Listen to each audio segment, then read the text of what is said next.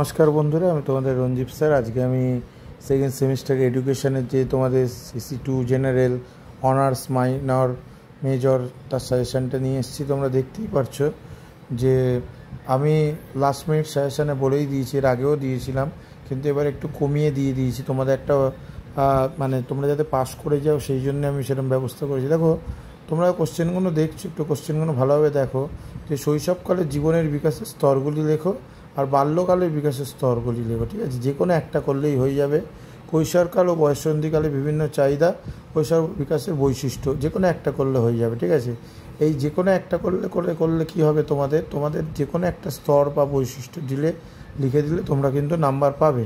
তারপর দেখো, কোহলসবার্গের নৈতিক বিকাশ তত্ত্ব আলোচনা করো, এটা খুব ইম্পর্টেন্ট কোশ্চেন।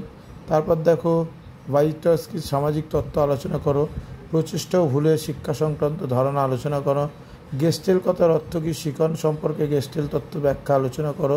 ঠিক আছে, এই কটা করলে তোমরা বড় কোশ্চেন তোমাদের যে আছে কমন পেয়ে যাবে এবং 5 মার্কসও কিছু পাবে। 5 মার্কসে কিছু টিকা দিয়েছি আমি।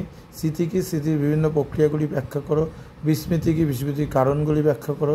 ঠিক আছে, এটা 5 মার্কস কেন, এই কোশ্চেনগুলো 10 মার্কসও আসতে পারে। বুদ্ধির সংজ্ঞা দাও, বুদ্ধির শ্রেণীবিভাগ করো, উপযোগিতা আলোচনা করো। ঠিক আছে, স্পিয়ারম্যানের দ্বি-উপাদান তত্ত্বের গণিত বিশ্লেষণ, খুব ইম্পর্টেন্ট কোশ্চেন এটা। এছাড়া ব্যক্তি ও ব্যক্তিসত্তার আলোচনা করো, বৈশিষ্ট্যগুলি। ব্যক্তিত্বের মনোবিশ্লেষণ তত্ত্ব আলোচনা করো, এটা ফ্রয়েডের মনোতত্ত্ব বিশ্লেষণটাই লিখতে হবে তোমাদের। অর্থাৎ তোমরা যেগুলো বড় কোশ্চেন আছে সেইগুলোকে যদি শর্ট কোশ্চেনে আসে লিখতেই পারো।